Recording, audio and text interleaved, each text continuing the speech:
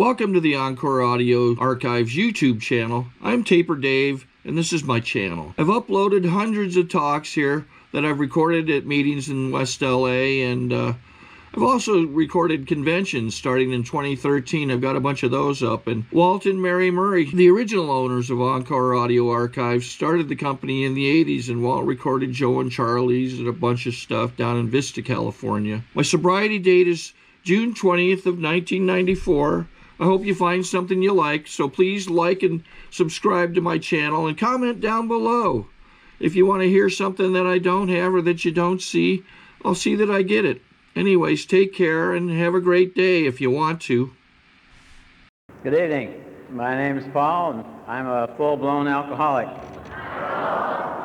And I'm glad to be here. And I'm glad you're here. It's a very dull meeting if you weren't here. I see some people have to stand, and I always feel bad about people having to stand. And then a little voice says, "What the hell? You've got to stand." So we had a nice time coming down, Max and I, and then on the way we picked up Kim and Brad and drove down with them, and then met Pat and Diane and went to a Japanese restaurant. Had Japanese food and had enough teriyaki steak left over to feed our two Ala dogs, Lily and Sabrina.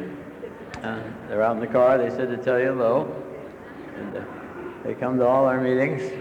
They come to the AA meetings with me, and Max comes to AA with me.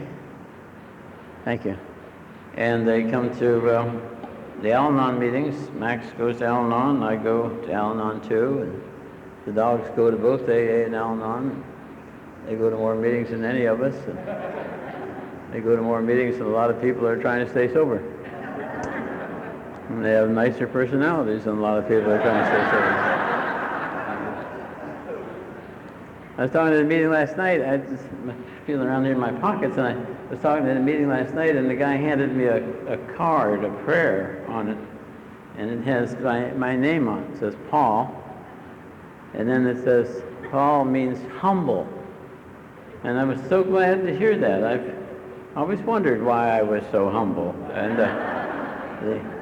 I was glad to find it out. I thought Paul meant small, and I've always hated that name, but now I'm happy to find that I'm humble.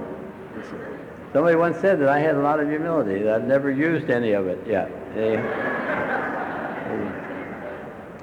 And I am humble. Walt was asking me about the IDAA convention that we were at in Scottsdale just recently. The IDAA is for International Doctors in Alcoholics Anonymous. Isn't that an impressive title for a bunch of drunks wanting to get together and talk about sobriety? Yeah. And be able to charge it off as a business expense? But I was asked to talk there, and I was delighted because that filled a lifetime fantasy for me. I have always wanted to be invited someplace to talk to a group of doctors about the diagnosis and treatment of a serious medical problem where I could talk as an authority. And I don't like to travel. It's not that I'm afraid of airplanes or heights or anything, just that I find it boring, and I'd rather stay home and talk to the phone and go to meetings than be wasting my time in airports and so on. But anyway, I was willing to fly to Sweden or wherever it is that the king gives the Nobel Prize in medicine.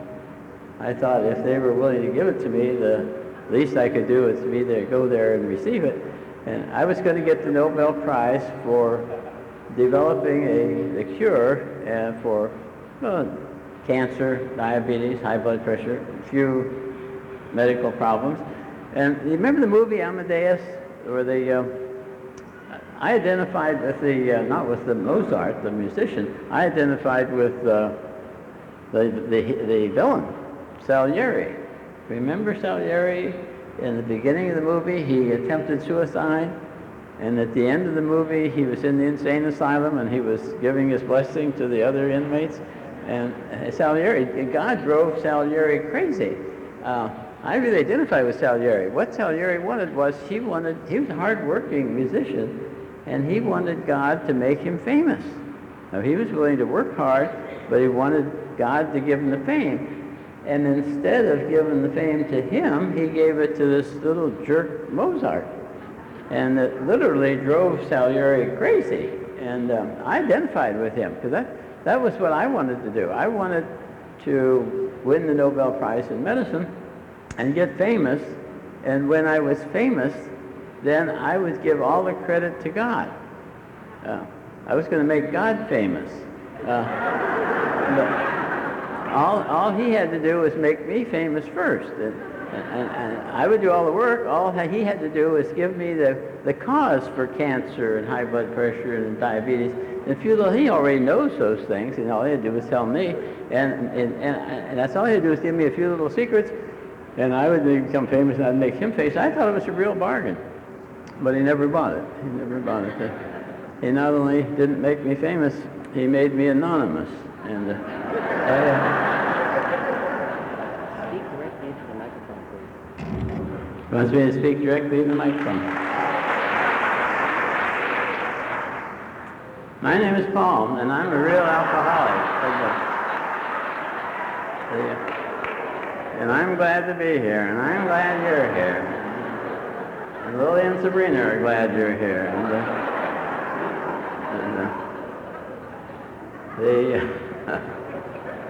I have gone through a lot of trouble to create this story, and I'd sure hate to have you miss it. But I imagine you could stay sober without it. I don't know if I could.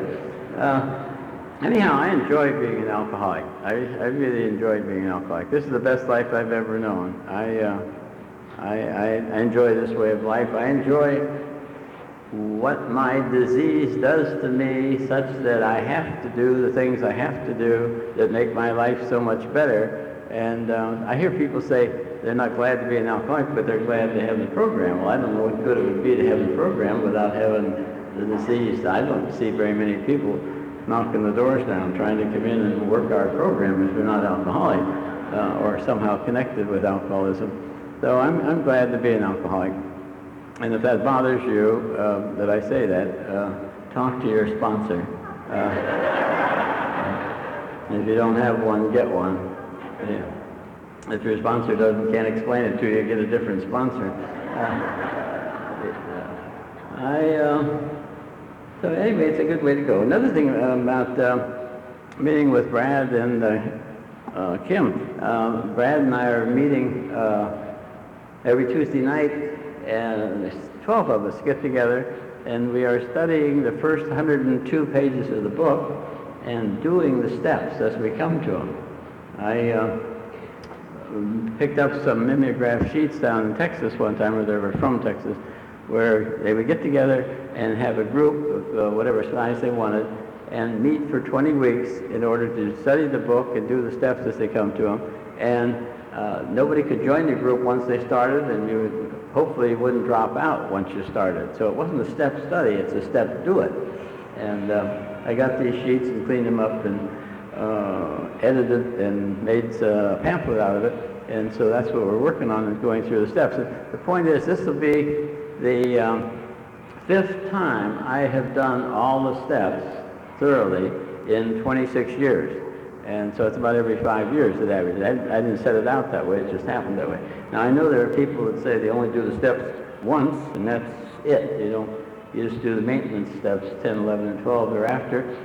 And I think people who do it once and don't do it again should only do it once and not do it again. And the people who do the steps every year on their birthday, they ought to do it every year on their birthday. Whatever anybody does, that's the way they ought to do it.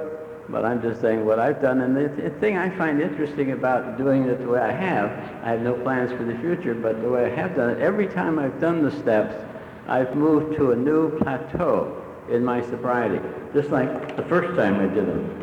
I went from where I was up into a plateau, and now I've done that each time this way. And I guess the point I was trying to make is, if you're having a hard time right now and you don't know what to do and things are bad, and if it's been a while since you've done the steps, you might consider doing them over again.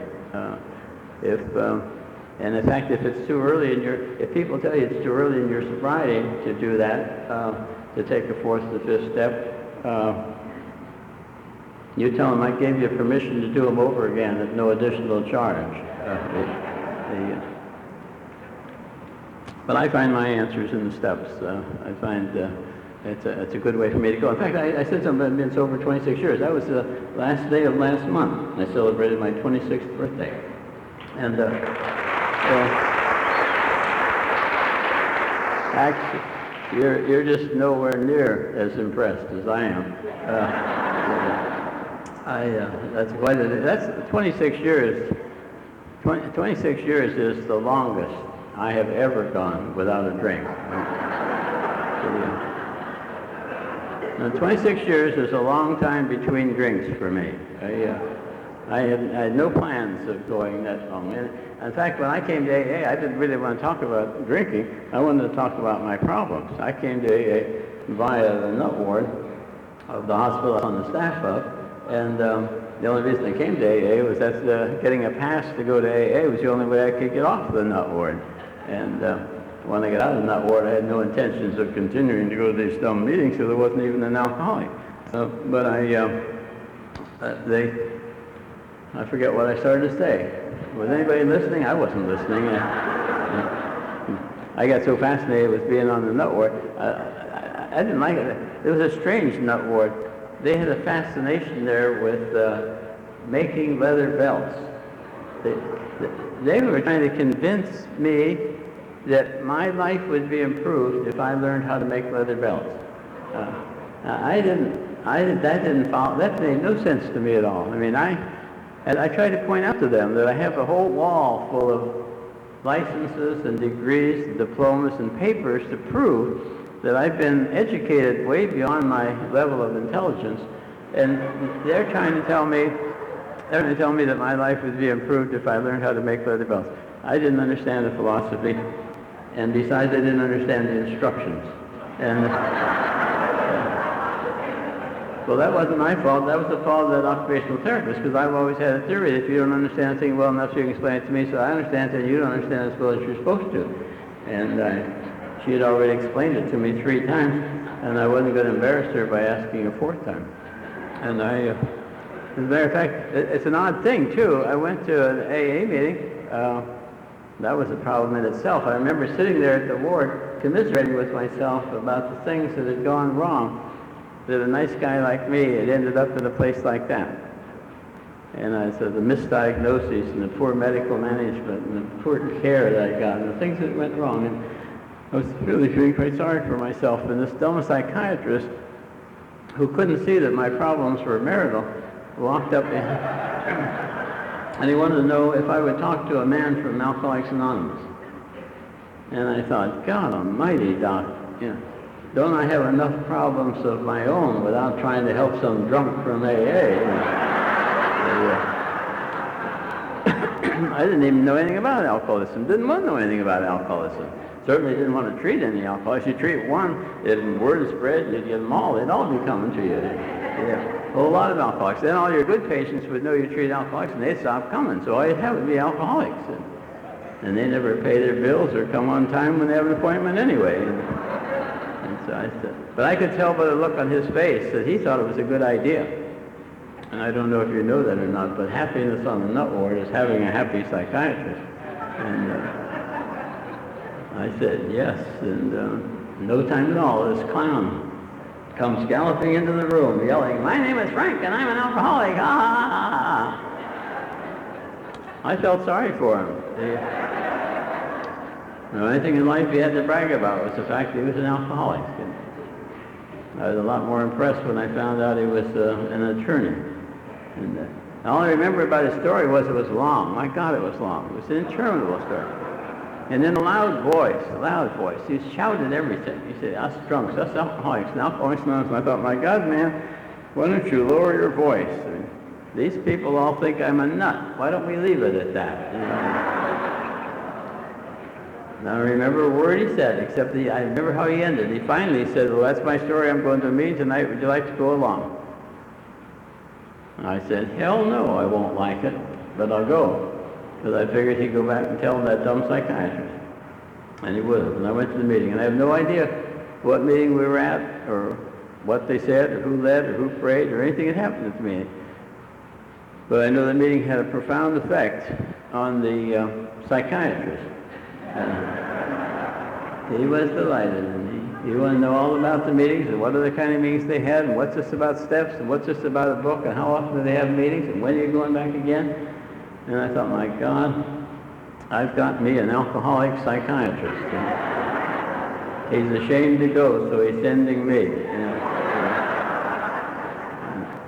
I wondered how many meetings I'd have to go to before I could get him sober so I could go home. And I went to all the meetings I could. Finally got discharged, and I had no intentions of continuing to go, but my problem was that Max had decided she liked the meetings. And she did something she couldn't do. Well, of course, once I found out she liked them, then I decided, when she didn't act right, I decided I wouldn't go into AA anymore. I'd punish her. And she decided she did something she couldn't do. She got in the car and drove all the way to Laguna Beach. We lived in Anaheim. She went to Laguna Beach. We always went to meetings in Laguna Beach, so we wouldn't run into anybody we knew.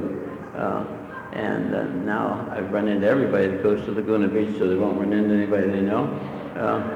And she got in the car and she drove down the freeway and went to the meetings by herself, something she couldn't even do.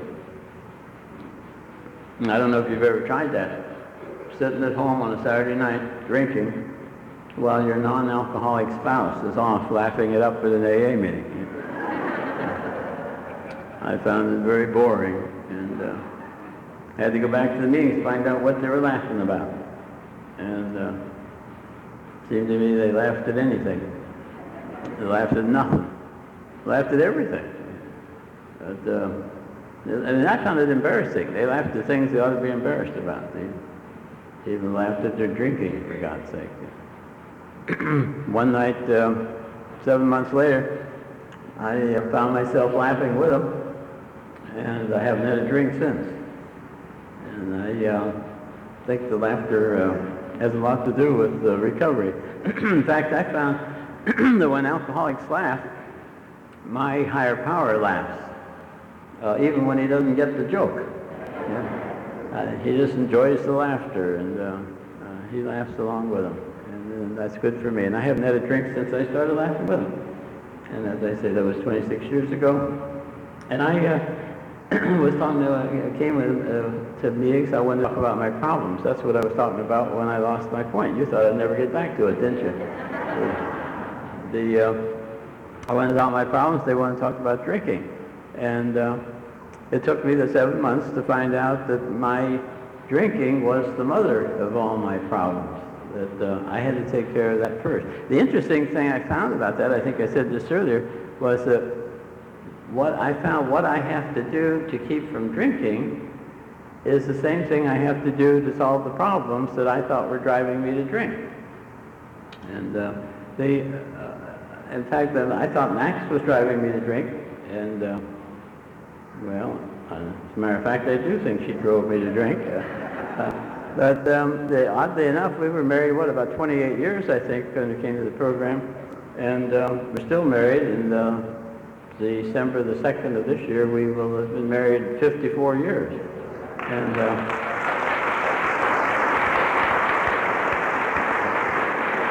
I'll drink to that.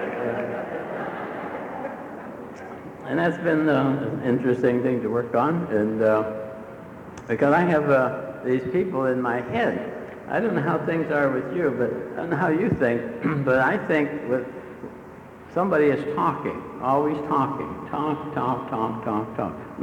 If I'm awake, and even much of the time when I'm not awake, I'm dreaming, but all that time there's conversations going on in my head. I have these people that live in my head. And they talk all the time. They talk. All the time talk. That's all they do, as a matter of fact. They never do any work. They just talk. And they don't even agree with each other. It isn't as if they're just talking, talk. They get to fighting and arguing back. Well, they're doing it now, as a matter of fact. That's it. They get up there, and one of them decides something I ought to talk about, and the other one says, no, don't talk about that. Talk about what I want to talk about. And they say, no, I don't want to talk about that. And they get to arguing back and forth, and it's real hard for me to stand here and have a conversation with you with them chattering away in my head. And I'm trying to get ideas from them, but not be distracted by them. And I think, my God, why don't you shut up there, you know? And they all shut up, and I can't think of anything to say.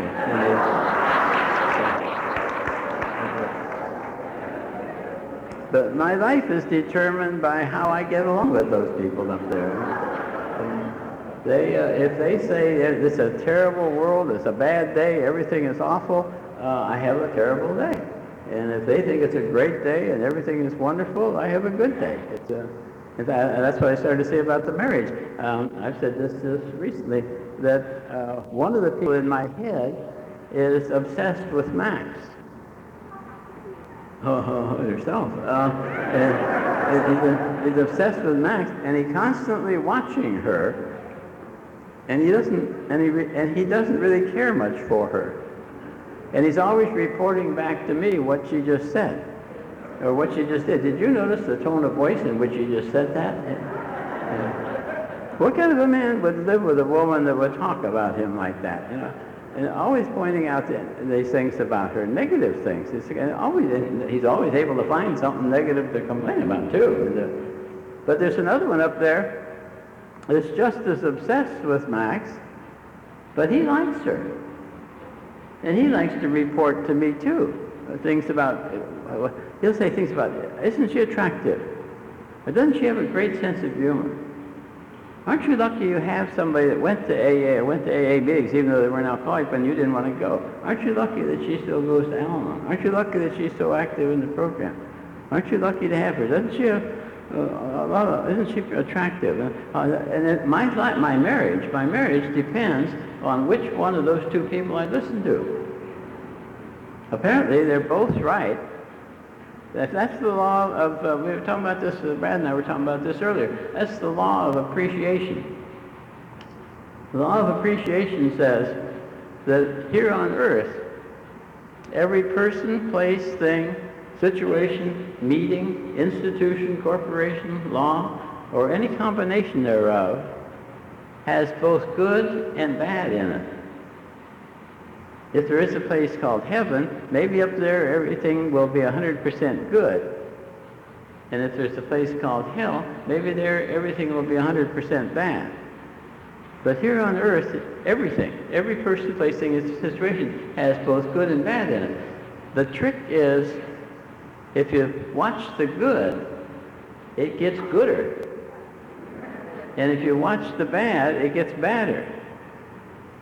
Have you ever noticed, have you ever had I'm sure you've had the occasion to feel bad and have some goof tell you to write a gratitude list, which is the last thing you want to do when you're feeling bad.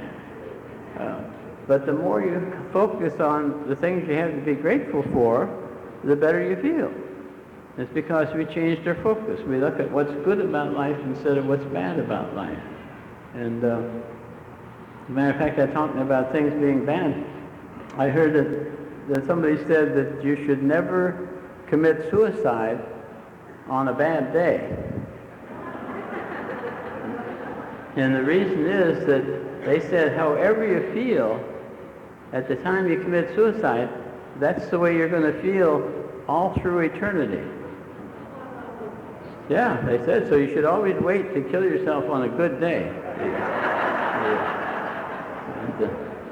But anyhow, I find it, I need to focus on, I need to keep my focus on what's good about life rather than what's bad about life. I think that's one of the major things that's happened to me in AA, is to find that I have that choice. I not only have that choice, I have that responsibility. I find a lot of times in the morning I'll get up and I'll go out in the world, and I'll early in the day it's a good time to do it. And I'll ask people, I'll say, "You gonna have a good day? Are you gonna have a good day today?" And it's interesting the answers you get. They don't know what we know, because we're taught that AA means altered attitudes, and that our attitude is our choice. And I remember one time I was asked this young girl, and I said, "You gonna have a good day today?" And she said, "Oh, I have to work today." And I remember I asked another one, and she said, well, that depends. You know, in other words, her attitude depended on what was going to happen that day. She didn't know she had a choice in that. I remember another gal, I asked her, and she got real defensive. She said, what's the matter? Don't I look like I'm having a good day yet? You know. God, I don't want to fight about it. I just want to know if you're going to have a good day. You know. That's why on the program they say, give yourself a good day, unless you've got other plans. But that's been an important thing for me. And that same way with this talk, I used to think I had to get along well with the people out there, and if I did well with them, then I'd be comfortable inside. In fact, I used to pretend to be what I thought people wanted me to be so that they would like me, and I thought if they liked me, then I would like me.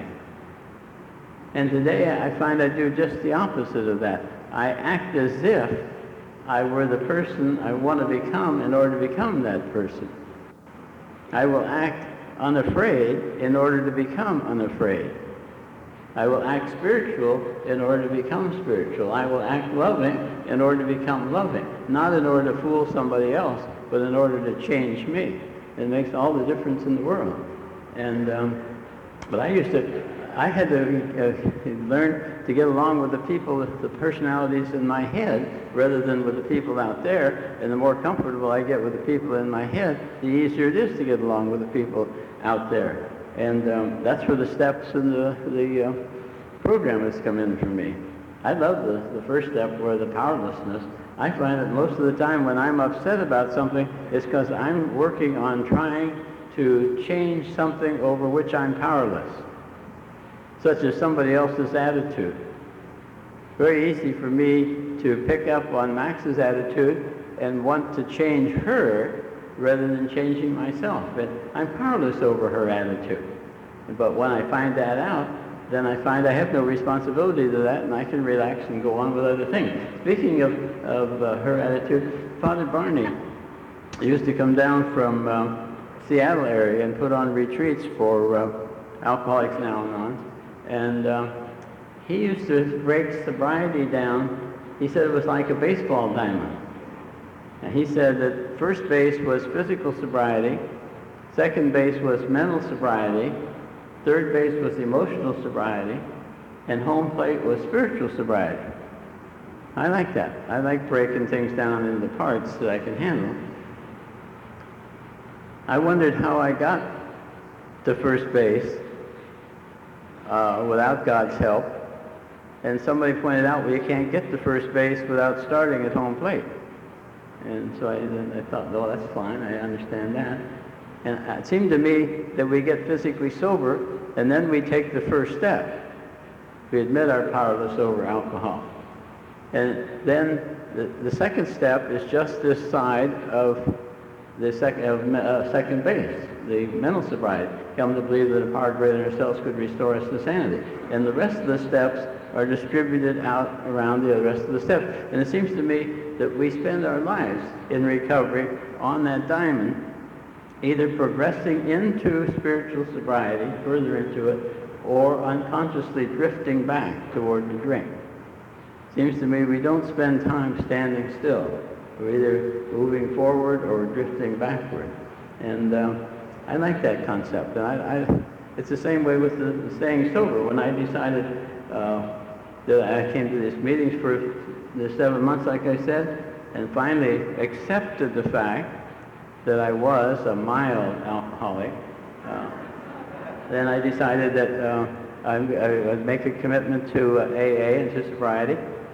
And I found that I had tried, every time I had tried to quit drinking before, I ended up getting drunk. And I remembered you talked about this, doing it a day at a time. I always thought that wouldn't do any good, to be doing it one day at a time. What good would one day do? But I decided to try it. In fact, I decided I just won't drink today and see what happens. And nothing happened. And so I decided to try it for another day. And nothing happened that day. And that's what I've been doing. One day at a time, I just don't drink. Today's a very important day for me. Today's the day I don't drink. I drank many yesterday, and I'm going to drink tomorrow, but I don't drink today. In fact, I don't know if I could keep from drinking today if I didn't know I was going to drink tomorrow. But when tomorrow gets here, I'll check the time, and if it's today, I won't drink today. And that seems to be working very well for me, and I can handle the voices in my head a day at a time. And I no longer fight with them, and I listen to their talking. In fact, even like we were talking tonight at dinner about whether or not I drink caffeine. I used to have to give those people in my head drugs to either wake them up or put them to sleep. And, I'd have to get them to settle down to go to sleep before I could go to sleep. And now, today I'm really impressed with how sensitive they are, even to caffeine. I mean, the talk up there is talk. But even if I drink caffeine now, it gets me talk. You know.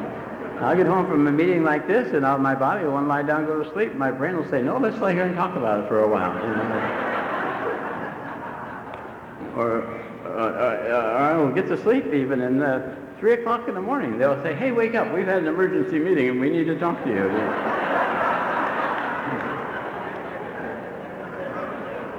You'll say, hey, you know that thing that you thought you handled so well and went so well today? It wasn't like that at all. You know? They're really ticked off at you. Wait till morning, you'll find out, you know. And I'll think, God, I don't want to listen to that crap, and I'll roll over and go back to sleep. And just as I'm about to lose consciousness, I'll think, boy, I'm sure glad I'm not thinking about that anymore. And then one will say, oh, I'm glad you're still awake. You know, that's not the only time you did that. You know, in fact, about 6 months ago, you did the same dumb thing. In fact, we've decided you're one of the dumbest people we've ever met. And let's spend the rest of the night making lists of dumb things you have done. And they really can tie into me. And speaking of having to put them to sleep and wake them up, I've always had a sleeping problem. I was born with congenital insomnia. And if you want to go crazy, decide you have a sleeping problem and then decide to work on it. It's a real example of working on the problem makes it worse. I mean, working on any problem for me makes the problem worse. In fact, I don't even have a problem until I get to thinking I have one. You know, think about that for a minute. I don't have a problem unless I think I do. No matter what anybody else thinks, if I don't think I have a problem, I don't have a problem. And I alone determine, if I have a problem, I alone determine the size of my problem. If I think it's a big problem, it's a big problem. And if I think it's a little problem, it's just a little problem. I don't have many little problems, though. I don't bother with them. It's like resentments. I don't bother with any but the justifiable ones. Or either I have a little problem, all I have to do is think about it and watch it grow. And my mind puts energy into whatever it thinks about. And I can take any little problem and just think about it and watch it grow. In fact, I don't even have to start with a problem. I can start with a non-problem. I say, well, hell, that's no problem. Oh, I suppose you thought about it. It could be a little bit of a problem. And the bigger it gets, the easier it is to keep thinking about it. And pretty soon I'm thinking, my God, it's a good thing I'm looking at this. You know, everybody else is missing it. You know, and another thing about problems is problems are extremely fickle. You can't neglect problems. Problems like premature infants, they need a tremendous amount of attention and care and observation. They have to stay right with the problems and worry about them. Stay with them. That's why people calling on the phone can be very distracting to working on your problems, because you get on the phone and people get to talk. I mean, even if you know the answer to the problem, you can't just up and give it to them. You have to listen. You have to sound interested. You have to do active listening. That's the thing you're supposed to do, active listening. That means you ask them questions like, oh, and then what did you do? And then how did you feel? Oh, tell me more. And then what else happened after that? And you keep asking them questions until neither one of you can stand it anymore. And by that time, you give them, then you've given the answer. What's the answer? You pick a number from 1 to 12. Work that step, and write a gratitude list. Write the serenity prayer. And then you go back to your problem. You find out your problem didn't wait around for you. It just went off, and it'll go find somebody who'll give them more attention. More problems are solved by ignoring them than by working on them. Speaking of working on problems, I mentioned resentments. I told this story the other night. I would never tell a story like this, but was a David Viscott. You know David Viscott, the psychiatrist, on TV and radio. He's written some books. And he had this one book on various emotional symptoms and what you do about them. And I didn't think he could tell us anything, but I was leafing through the book to see what he had. And he had a thing on resentments. That's a word I hadn't even heard much before I came into AA. And I thought, well, he's not going to be able to tell us anything about resentments. But he said, he was telling us what to do about if you resent somebody. He says, you write their name on a piece of paper. And I thought, okay. And he says, write it in bold letters. I said, okay. And he says, tear it up. I said, okay. He says, tear it up vigorously. I said, okay, I'll tear it up vigorously. He says, then throw it in the toilet. I said, okay, I'll throw it in the toilet. He says, then use the toilet.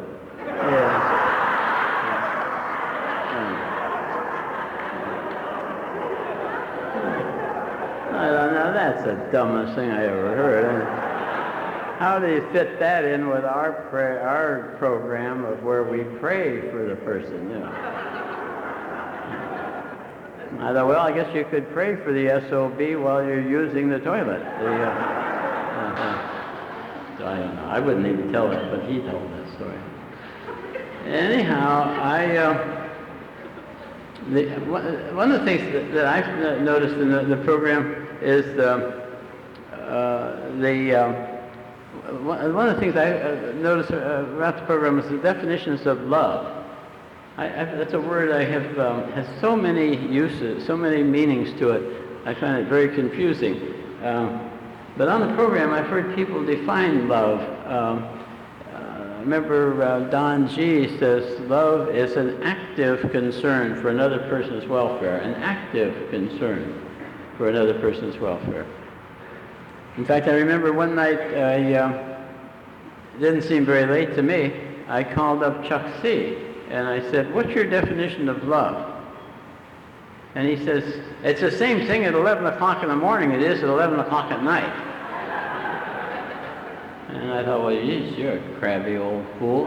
I said, yeah, but what is it? He says, it's action. Bang, and he hung up. And love is action. And I've heard other definitions that I liked, but one that I heard. The reason I got interested in love, let me go back a minute. I think an alcoholic is a person who can't control their drinking once they start, and who also can't keep from starting. I not only can't drink successfully, sanely, sensibly, socially, I can't drink worth a damn, but I also can't keep from drinking. So I can't drink and I can't not drink. That's a dilemma. And what that means is without AA, I'm screwed. And I just can't drink and I can't not drink. And my efforts to control my drinking make it worse. The more energy I put into the problem of controlling my drinking by myself, the worse it gets. And yet my efforts to help you control your drinking help me. I can't help me, but my efforts to help you help me, whether you stay sober or not. It's just a lot more fun if you do, but it's not essential. But I can give away to somebody else something I can't give to myself, but I get it back by giving it away. And it's my feeling that an alcoholic is my theory about alcoholism. I like to believe this, and even if it isn't true, don't tell me. I like my theory. I like to believe that an alcoholic or a chemically dependent person is a person who, whether they want to or not, and perhaps even especially if they don't want to, but whether they want to or not, they generate a great deal of love, but lack the ability to express love. And because they generate more and more of the feeling of love and can't express it, it builds up like pressure in a tea kettle. It becomes very uncomfortable. And so they put alcohol and drugs in order to suppress that feeling.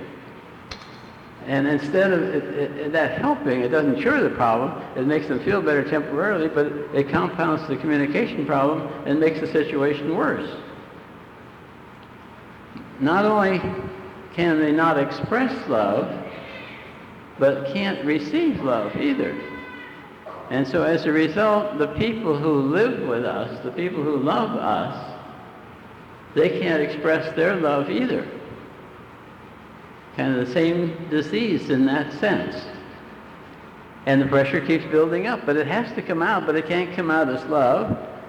So it comes out as negative emotions, resentments, anger, hostility, maybe violence. It just gets worse, all of which keeps compounding the communication problem and making it worse and worse.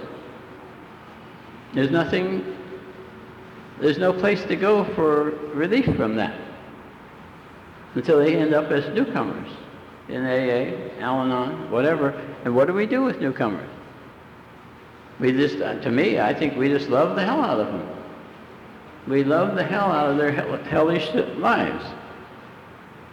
We love them to hell. We love each other to hell. In fact, you're doing it right now. Just sitting here listening, even if you can't hear what I'm saying or you don't like what I'm saying, you sit attentively, you're listening to another alcoholic share, and that helps you. That's an act of love. On your part, it's an act of love on the part of the person that's up here taking the risk, whatever risk there is, to share, and it's love. We love each other to health. That's why people are so, I've always been impressed with how attentive people are at AA meetings, because whether they like it or not, that's because they're loving. They're not learning so much as they're loving each other to health. And in fact, what we're doing really is we make each other feel important, because we are. And then we do that with the newcomers. We have you stand up and make a fool of yourself, as a matter of fact. And we say, you newcomers are the lifeblood of this organization. I was thinking the other day, I wonder if that's what St. Peter says when he sees new people coming to the Golden Gate. You newcomers are the lifeblood of this organization. But I need to feel important. I decided to do that with Max. I thought, how can I express my loving concern for Max other than just keep saying, I love you, which seems to me is kind of a meaningless term in a way. And I thought, one of the ways I can do that is I can make her feel important. And I decided one of the ways I could make her feel important is Max likes to wake up no, that's not true. Max hates to wake up. But when she wakes up, she likes to wake up to a hot cup of coffee. Now, she doesn't like hot coffee, and she doesn't like cold hot coffee. She likes hot coffee with 2 ice cubes that haven't melted yet. Okay? And the reason she likes them to not have melted yet, then she sees they're there. I mean, if they've already melted her, she starts her day off with a problem. Did you put the ice cubes in this coffee? So she likes to see them. So she likes to wake up and see on her bedside stand a cup of coffee with 2 ice cubes that haven't melted. And I get up before Max does. Actually, the whole world gets up before Max does.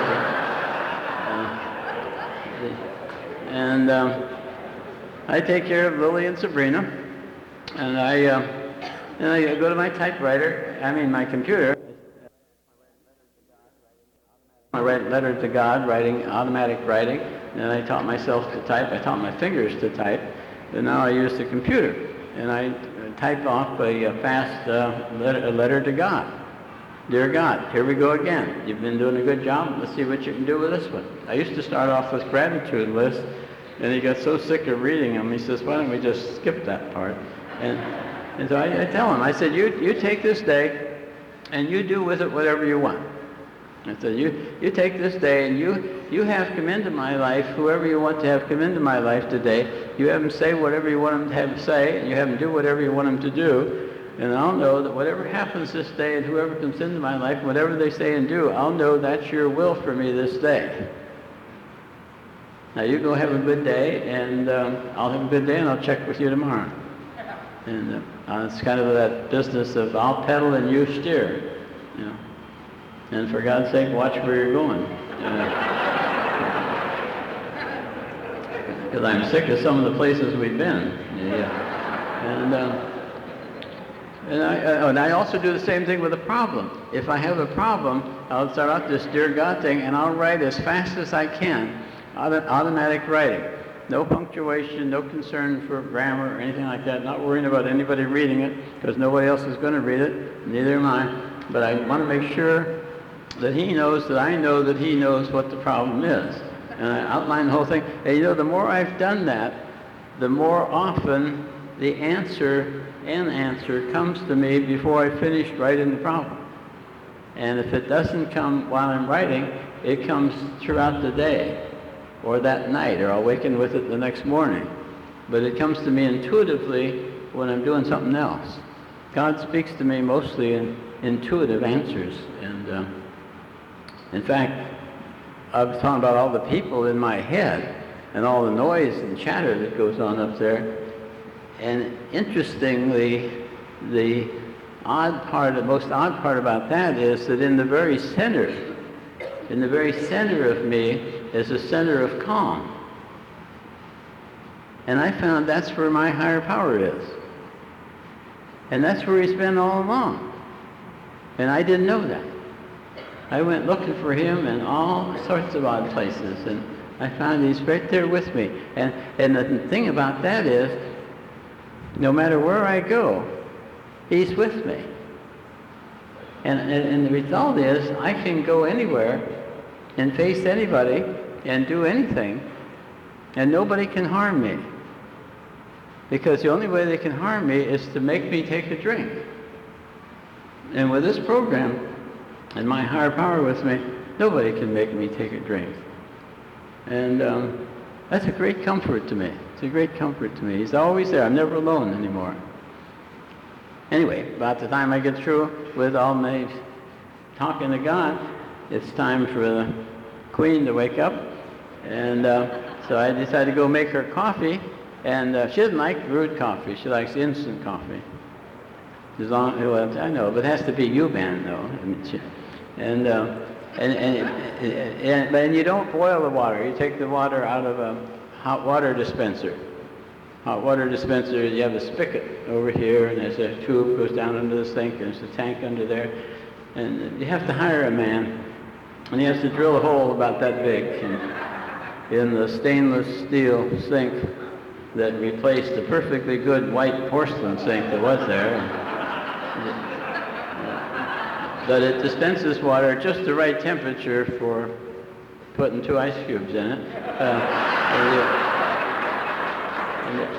And she doesn't like milk at all. She doesn't like cream. She likes cream more, powdered cream, lots of it. She likes a level teaspoonful of U-band and 2 heaping teaspoonsful of cream more. You put that in the bottom of the cup, and then you run the hot water in, and you swish the cup around like this, so it mixes. And you don't want to use the spoon because you might want to use it again. You want it dry, but so you swish it around. But you don't swish too hard, or because it'll go over the top and it'll make the bottom of the cup wet. And she doesn't like to get the hoppy on her bedside stand. And also you don't want to go too full anyhow, because you got to put 2 ice cubes in, and you don't drop them in because they'll slosh it over the side. You got to slide them in, and so you slide them in, and then you be careful and get the bottom of the cup dry, and you walk into the darkened bedroom, and you be very careful. Don't walk on her high-heeled shoes in your bare feet, because it's very painful. And you have to be particularly careful as you go along the side of the bed, because those glossy magazines are very slippery, and when you get to the bedside stand on her side, you don't look for a bare spot, you just look for a level spot. And then you sneak out of the room and hope that you don't cheat. Now, you don't do anything to wake her up. You hope she will wake up before the ice cube's bent. Now, that, up to there, that is the easy part. The hard part is you don't dare hope that she will appreciate it. Because if you hope she appreciates it, then it's not love, it's barter. Chuck Steele said that all the time. Love is for free and for fun, for free and for fun. If you expect any in return, even appreciation, it's just barter. It's not love. Love is for free and for fun. And pretty damn strict rules, I thought. But I have to admit right off, Max is very cooperative. She never appreciates it.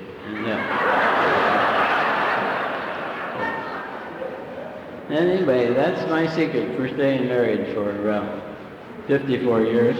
I don't want to close without giving some honorable mention to, I know this is an AA meeting, I presume it is, we talk about alcohol, but I do want to give at least some honorable mention to amphetamines. Somebody else must have taken some amphetamines. I don't think I would have had the physical stamina to have completed my pre-AA training period if it hadn't been for amphetamines. But I never got hooked on them. I never became a pillhead.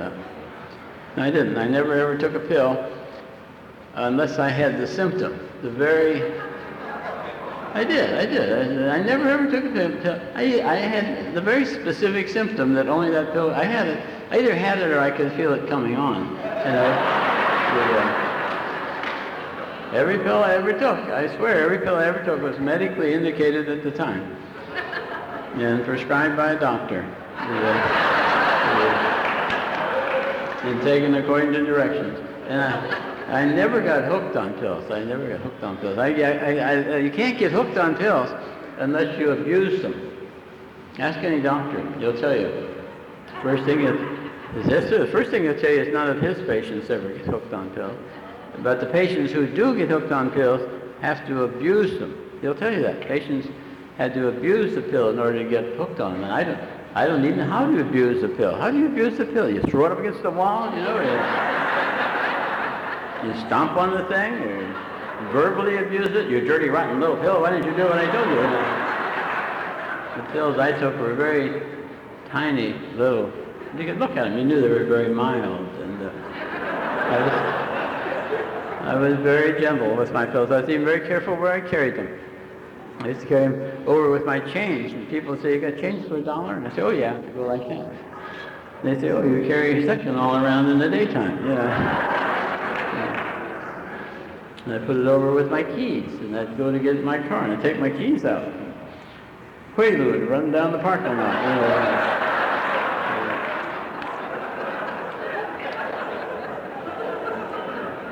The damn thing would always run faster than I could run. And I couldn't stomp on it or I'd abuse it.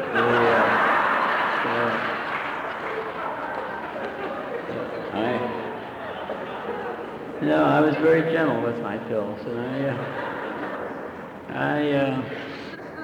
I started out. I said I had a sleeping problem, and I found out at the end that I could work in a drugstore. I mean, I'd go to school all day, work in a family drugstore all evening, study till midnight, 1, 2 o'clock. Then I found I could drink a couple of beers, jump in bed, sleep real fast, and wake up smart. And that was the beginning of my working on my sleeping problem. And that ended with me drinking more. And see, every chemical I used worked.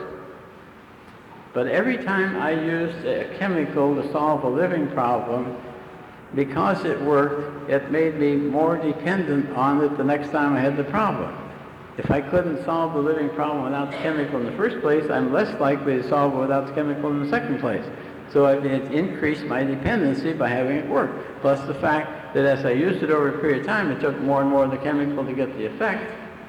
Plus, as I used it over a period of time, the good effect lasted for a shorter and shorter period of time, so I had to increase the speed at which I was using the chemical, plus the fact that every chemical over a period of time had side effects, so I had to take some other chemical to counteract the side effects the first one started. So my disease was really progressive. Really, it was a very progressive disease. And what I said, I took a couple of beers to sleep at night. I ended up working on my sleeping problem. I'd take pills all day, drink all the evening, decided it was time to go to sleep. I decided it was time to go to bed at night, and I wanted to inject some amytal in my vein. In order, that's, you know, by the surgeons, they do that in the hospital. They put an IV in, and they say count to 10, you say 1, and zing, you're asleep. It's an instant blackout. But, not as good as instant Demerol, but it's just instant. And I used to put myself to sleep that way. I couldn't go to lie in bed and have my one daughter say, hey, Ann, come watch Daddy take his nightly fix. So I would keep my amytal in my bag, and the bag in the car, and the car in the garage, and thank God the garage was attached to the house. And after a full day of pill taking and drinking, and an evening of really getting and drinking, I decided to go out and mix up the penicillin, stick the needle in my vein. I try to figure out how much can I squirt in, take it out, take it around, throw it in the bag in the car, slam the car door, run down the hall, and jump in bed so I could fall asleep. It was really tricky to time it. I mean, just the least little bit too much, and I'd just zing right under the car. But worse than that, then just the least little bit not enough, and I'd squirt it in, take it out, take it around, throw it in the bag in the car, run down the hall, and jump in bed, and nothing would happen. Half measures got me nowhere at all, and then I had to go back and do it over again. And I mean, take the needle out of the vein, you're supposed to put a Band-Aid over so it doesn't bleed all over the place. Well, I didn't have time to do that, so I would hold my arm up like that and hope gravity would take and do all this stuff one hand. I'd run down the hall with my hand up, and I'd run into Max and then try to act casual, you know. God, it's hard to be casual when you're in a hurry. And as I say, I ended up in the nut ward, and from there, when that wasn't bad enough, I had to go to AA, and then I finally surrendered to the fact that I couldn't do it myself. Somebody was showing me a system for making graphs on a computer, where you put data in the computer, and the computer makes a pie graph or an earth graph.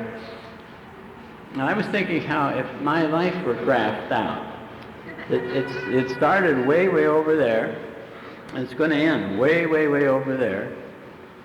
And from where it started until July 31st, 1967, when I turned into a mild alcoholic, my life was on a downhill course. Now, it wasn't a straight line down. It was up and down, up and down, up and down. It was just enough to keep me confused. And I would do something, went down, it would get better, and I think I was getting someplace, but when it went down, it was downer than it was before last time I went down. So it ended up, as I say, in a nut ward and in AA. I accepted the fact that I was a mild alcoholic, decided I had to do something about it, and my life has been getting better and better and better ever since.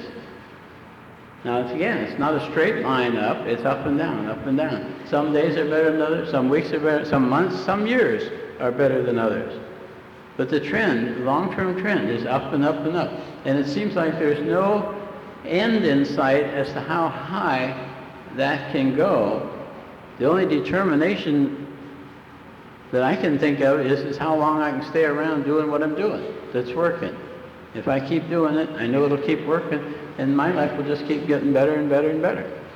And that makes me happy to have this program, happy to be an alcoholic and have this way to go. And it amazes me the impact of that decision that I was an alcoholic, to change that trend of the V, from going down, change the direction upward rather than downward. And the way I see it, what did I accept? It seems like I accepted the challenge of living life to its fullest in spite of the fact I can't drink like other people.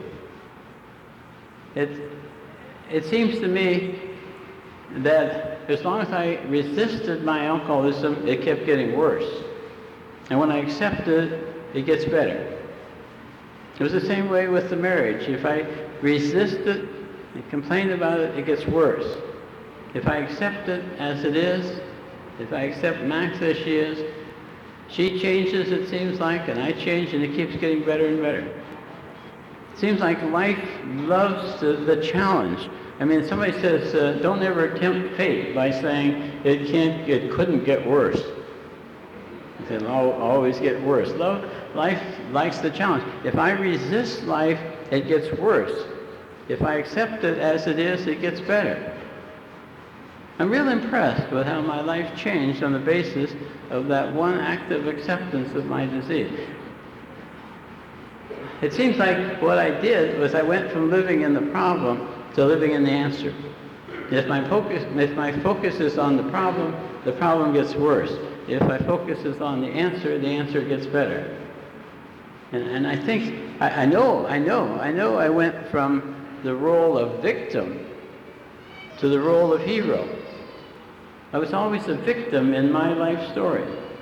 And when I accepted my alcoholism in this program, I became the hero in my own life story. In fact, I know I went from a whiner to a winner. And I think, that's what AA is full of, winners. That we've accepted the challenge of living life to its fullest in spite of the disease we have and doing the things we have to do about it. And I can't say that I'm proud to be an alcoholic, because as far as I know, I had nothing to do with it. I react peculiarly to the drug alcohol and to other mind and mood affecting drugs and chemicals, and that's not at all unusual. All drugs are like that. Everybody reacts exactly the same to every drug, every medication, except for those people who react different. And I'm one of those who react different only to alcohol and to these drugs. And so I didn't ask for it, but that's the situation. And and once I accepted the challenge of doing what I need to do to be with that, my life has gotten better. And I can't say that I'm proud to be an alcoholic. I'm glad to be an alcoholic, but I'm not proud to be an alcoholic, but I am proud. I'm very proud indeed to be a sober member of Alcoholics Anonymous. I think that's absolutely terrific. I just love being an alcoholic. It's the proudest thing in my life, that and my marriage and the other things, but I love being an alcoholic. I love being a sober member of Alcoholics Anonymous. I thank God for AA, and I thank AA for my sobriety. Thank you for a nice evening. That's it.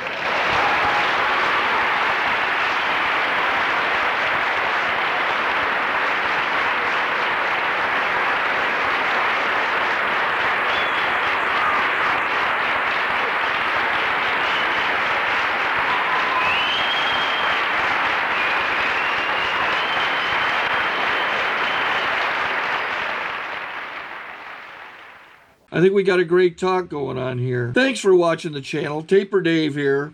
Just curious, do you think this is better than Zoom? Okay, this is how I prepare my drone for launching. I like to do it inside the cab of my truck so I'm not standing outside in the weather. To install the joysticks for control, up and down, right and left, powered on. I have an Android phone that I use to connect it to the drone with, and it's actually controlled through the iPhone, through an app. Oops, wrong way. It's actually controlled through the iPhone, or through this Android phone, through the app. It's actually controlled through the Android phone, through an app, and you connect it through this short connection right here.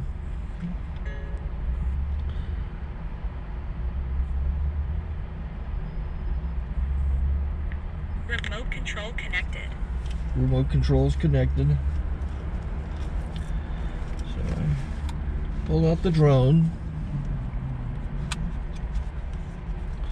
I have to extend the legs, long legs extended first, then the short legs. remove the gimbal protector. Set that aside, then power it on one short burst, then one long burst. I lay it down. So I have to go to calibrate. So the drone's not connected yet. It shows you here as this drone gets disconnected, even though the remote's powered on. So the drone has to establish it's connected. So I go into the app to calibration mode. First I'll calibrate the remote controller. Start calibration. Out, in, oop, out, in, up, down, and then this little wheel is to control the gimbal. So it's calibrated. Go to gimbal calibration, start calibration, and then it calibrates the gimbal. I don't know if that shows up. The gimbal's moving all over the place. Changes, you can see it on the video. And I'm calibrated to take off. It's acquired 7 satellites at the moment. There are 26 satellites up in the sky, which it has to acquire before you can take off. So it's connected. It's got enough satellites. This is white. I can go to press this little arrow button, swipe right to take off, and it would start the motors if I slid this to the right. But I'll wait till I get outside. Don't want to do it inside.